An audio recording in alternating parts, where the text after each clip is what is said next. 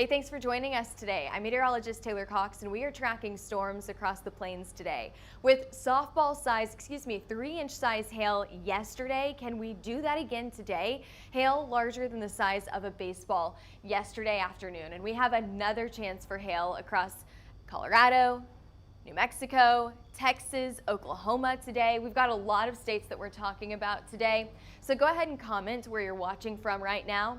Today we have all hazards likely, not only that hail risk, but also those strong winds and even a brief tornado possible. And did you see the news that we have a tropical storm officially in the Atlantic? After 20 days of silence in the Atlantic, we officially have our next named storm, Gabrielle. It is expected to strengthen to a hurricane by the weekend, so we will be tracking that. And I actually want to give you just a quick look at Gabrielle, then we're going to come back to the plains, and then we'll talk a little bit more about this tropical storm here in just a few minutes. So here we go, Gabrielle. Your wind speed right now is at 45 miles an hour, so it's a weak tropical storm. It's on the low end. Actually, there's been a lot of conversation on social media about should this even be named a tropical storm. Its organization is very, very poor, but it got the right wind speeds, those strong enough wind speeds to officially go into tropical storm category. The movement right now is actually pretty fast, moving to the north-northwest at about 22 miles an hour, and the pressure is a little over 1,000 millibars. Not very impressive there. The lower the pressure, the stronger the storm. We are expecting that to intensify to a hurricane as we head into the weekend, so by early Saturday morning, we will at least get a Cat 1 hurricane. So we'll be monitoring it. We'll be also talking about what could happen after Saturday into early next week here in just a few minutes. But I want to bring you back on land, and let's talk about that next round of storms that we're expecting today. We've got a chance for storms in the Texas and Oklahoma Panhandle, southern portion of Kansas, Colorado, and New Mexico. Yeah, we've got a lot of areas that are going to be impacted by these storms today. If you go a little bit farther up to the north into places like Wichita, Topeka, Kansas City, and even Iowa, you are also in the storm risk today for strong wind speeds.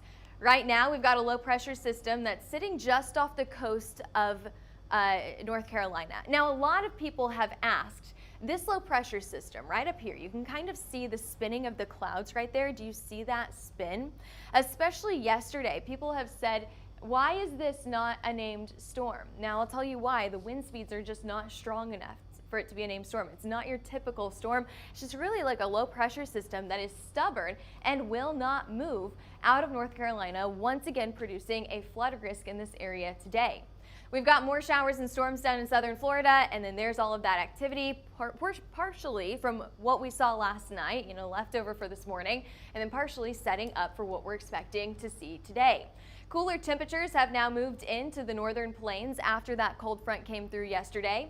59 is your current temperature in Denver, 84 in KC, and 89 here in Oklahoma City. This is one of our last days of really warm weather. After that front comes through later on today, our temperatures will be cooling down by the end of the work week, if not this weekend.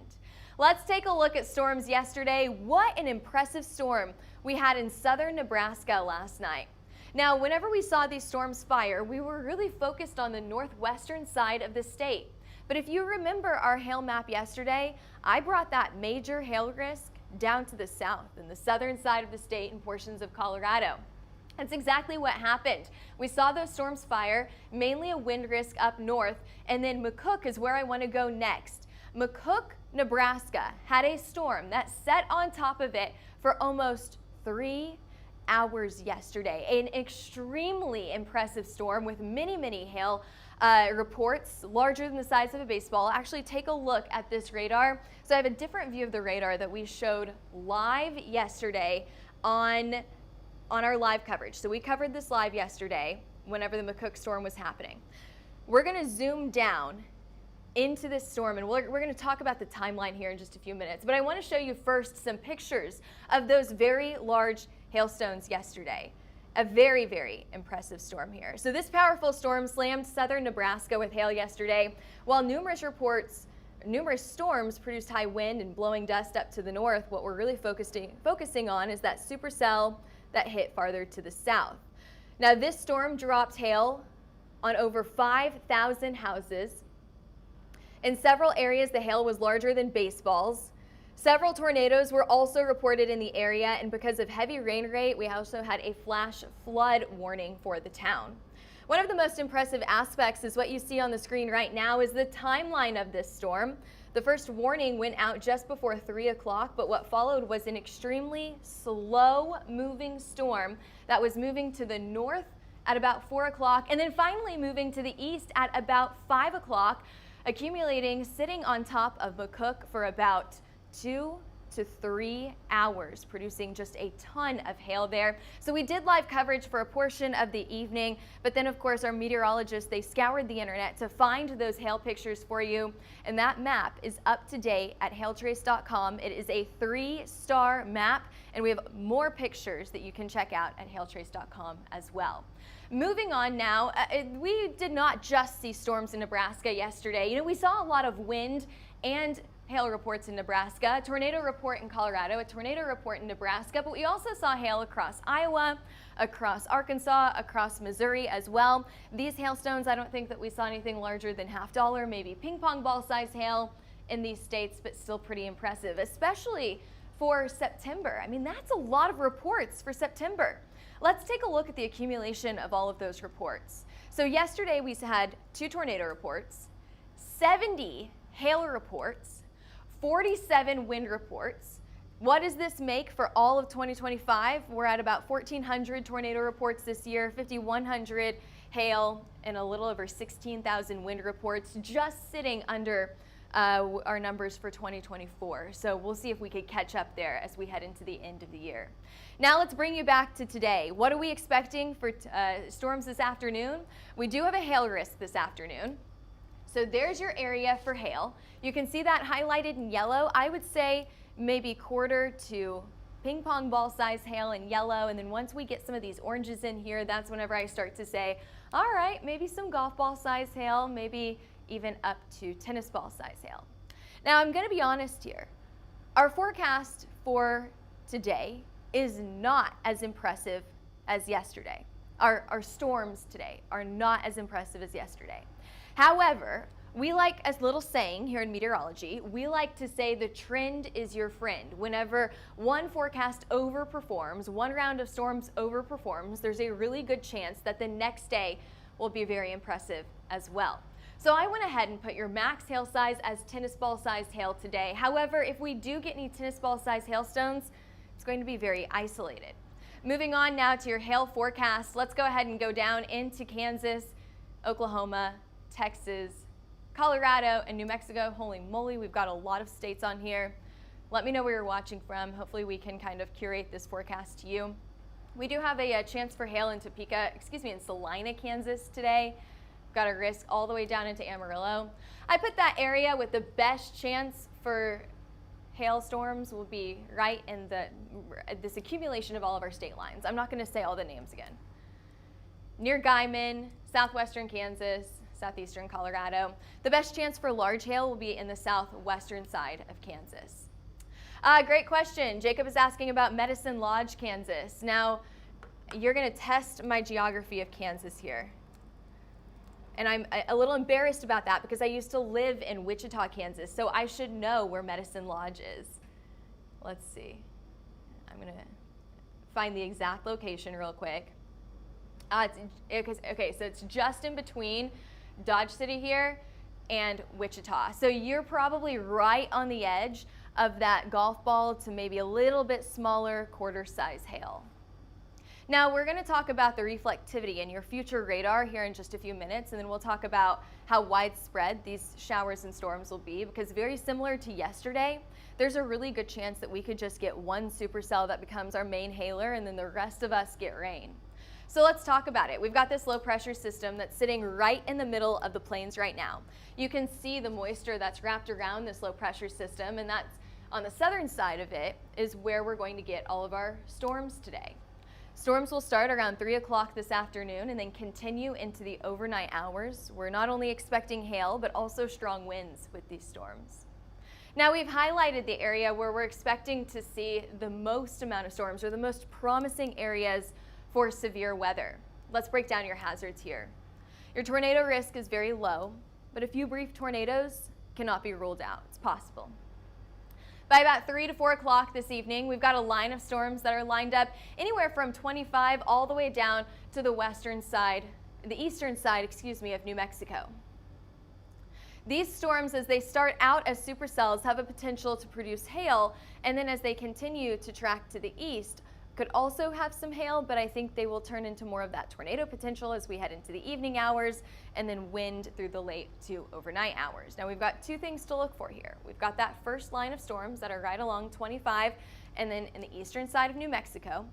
And then that second area to watch are those storms that are down in southern Kansas. So there's your Medicine Lodge storms right there, into the Oklahoma Panhandle, into places like Amarillo. Let's continue with your timeline. We're at about 8 o'clock right now. Storms are everywhere, scattered across Colorado and Oklahoma, Texas, and a good portion of Kansas as well. And Kansas will go into your risk here in just a few minutes. But at this point, some of the biggest risks is going to be that high wind risk, 60-mile-per-hour winds and even stronger. Large hail, again, maximum 2.5 inches. That's tennis ball size hail, but I think it's going to be pretty isolated. Just a few, maybe one, maybe two of these storms producing large hail like that. The rest of them will be smaller. Just being really honest there. Now let's move on to the rest of Kansas and your wind and your tornado risk for today, because now we're including the rest of Kansas, including Salina, Wichita, KC, and Des Moines, so all the way up to Iowa there for that wind risk. While the hail risk in these areas is going to be very, very low, you will have a strong wind risk. So could you get some hail in these areas? It's possible, but it's going to be smaller, like the size of a quarter. Hunter says, okay, I like this. We need some magic over in Denver. I wish that meteorologists and magicians were kind of like the same thing, right? So we could be like, ooh, Denver hail, there you go, we're gonna get it today. Let's see, are we even gonna get storms in Denver? No, you guys are probably gonna stay dry today. Right? We always say hope is not a forecast. So we can hope for storms in Denver, but unfortunately the weather has a mind of its own. So talking about that wind risk today, basically most of Kansas included in that wind risk, especially through the central and eastern portions of the state, and then we're adding Iowa into the wind risk as well. We've got a level 1 tornado risk from Pueblo all the way down to the northern side of the Texas Panhandle. It's going to be very, very isolated, maybe some good videos out of this. But for the most part, your tornado risk is pretty low today. I'm not too terribly concerned with that tornado risk. Just kind of an overview here of that accumulation of risks. So we talked about the wind risk right here, right? Highlighted there in green. And then as you get farther to the west, that's where the tornado and the hail potential comes in. Let's talk about the rest of Kansas. Let's go up into Iowa as well. We often have quite a few Iowa viewers here, and I'm not quite sure why, but I want to address it because people are always asking about Iowa. Your showers and storms are going to cross 35 as we head into rush hour. So you have a good chance to get a pretty good downpour as you're headed home from work. Storms will wrap up pretty quickly, I would say by about 10 o'clock tonight. That's whenever storms will wrap up. And hey, did you see that hailer in Kansas City yesterday? We just a little storm that popped up on the southern side of Kansas City and produced quarter-size hail, maybe a little bit larger than that, $half size hail in that area. I'm not expecting hail in this area today, but hey, we weren't yesterday either, so you never know what's going to happen. High wind is going to be your big impacts in this area. There you go. You get some storms overnight as well. Another round of storms crossing I-35. By early tomorrow morning, we're talking about 4, 5, 6 in the morning, so that could wake you up a little bit earlier than normal. Alrighty, taking a look at your future radar for today down in Louisiana, we've got a flood risk and a wind risk for just a few showers and storms down in Louisiana. Your flood risk today, a good portion of us are included in that level 1 risk, highlighted there in green, level 2 farther up to the north in South Dakota. This continues as we head into Friday and Saturday as this low pressure system works its way through the U.S. Now moving through to talk about the tropics. Now we're getting into that potential hurricane as we head into the weekend. I'm going to start with the Pacific, and then we're going to go to the Atlantic, and we're going to talk a lot about the factors that could go into this tropical storm and hurricane development. Out in the Pacific, we have a 90% chance for a tropical cyclone formation for the storm that's just hugging the southern coast of Mexico. But very quickly, moving to the Atlantic here, we officially have Tropical Storm Gabrielle, which seemed to intensify pretty quickly. But do you see the shape of this storm is not your classic tropical storm shape, right? We don't have that big rotation. It's really, really funky whenever you look at the wind barbs on this. You've got some strong winds out of this, but you don't have that classic formation here. It's very, very interesting. What I think is happening is that we're getting some dry air pushed into this coming from the Saharan dust. That's just off the coast of Africa, and we'll show that to you in just a few minutes. But I want to show you what we're expecting not only this weekend, but as we head into early next week. So eventually this storm will get out of all of that dust. It's going to look a lot more like your classic tropical storm. It's going to continue to move out to the northwest and even intensify into a hurricane as we head into this weekend. Just to the north and closer to Bermuda now, as it nears the U.S., it looks like it's going to take a very similar path to Erin as it moves up to the north, just near Bermuda. We'll have to see, does it land on the west side of Bermuda? Does it land on the east side of Bermuda? We'll have to see. And then continue to curve back to the northeast as we head into the middle of next week. Now, I don't like to show long-term models like this. We're looking 7 days out at this point because so much could change between now and then. Let's actually look at your spaghetti model plots here because I want to show you, there you go, spaghetti plots here.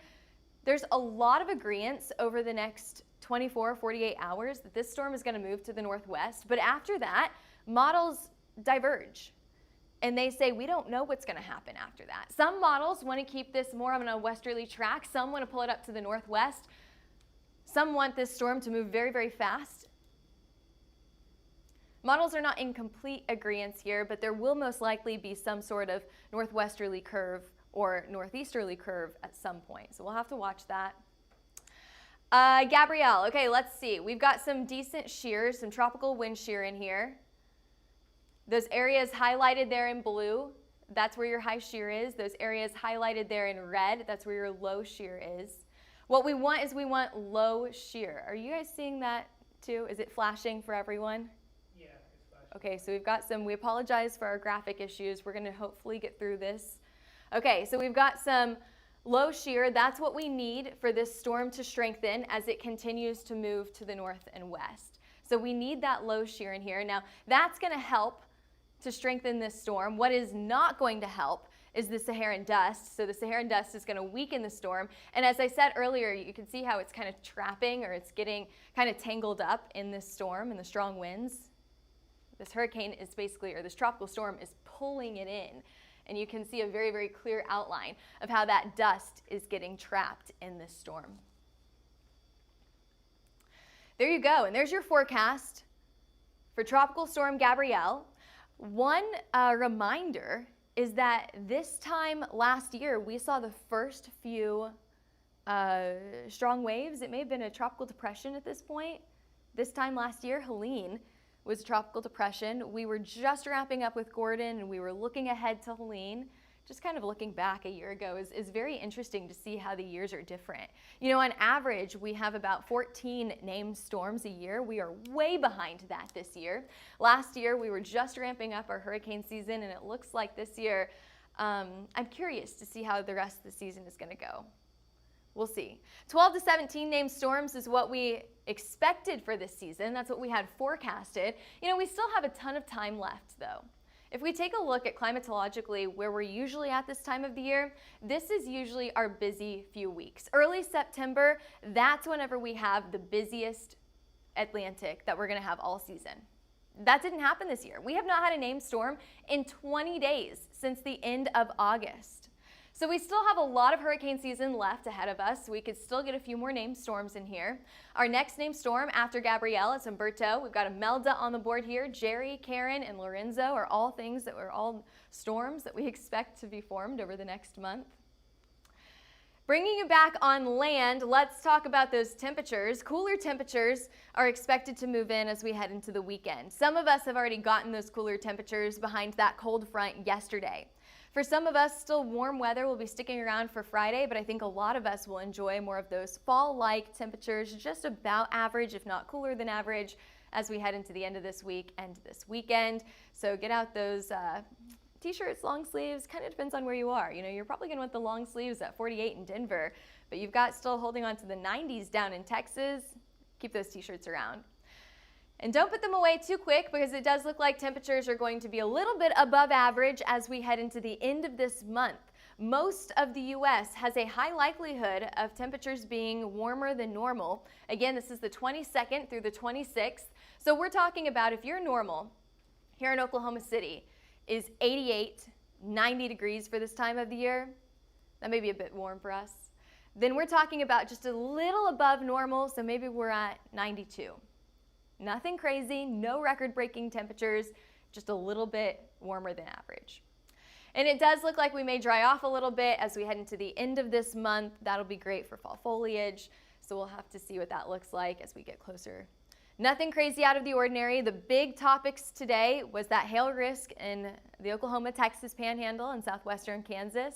And then, of course, we're tracking the tropics as we are expecting a hurricane by this weekend. Thanks for joining us today. I'm meteorologist Taylor Cox. As always, if you missed any part of this forecast, you can always go back and re-watch the forecast after we're done here. In the meantime, if you want more weather updates, follow us on Twitter, Facebook, Instagram, YouTube, and TikTok. We post on there quite often. We're also on LinkedIn and Threads. There's a social media platform. We're probably on it. And give us a call if you're interested in a hail, wind, or tornado map. All of those storms that produced quarter-size hail or larger yesterday are officially mapped and up to date on our website, hailtrace.com. You can always email us for more information, info@hailtrace.com. Thanks for joining us today. We'll see you back here for your forecast, same time, same place tomorrow.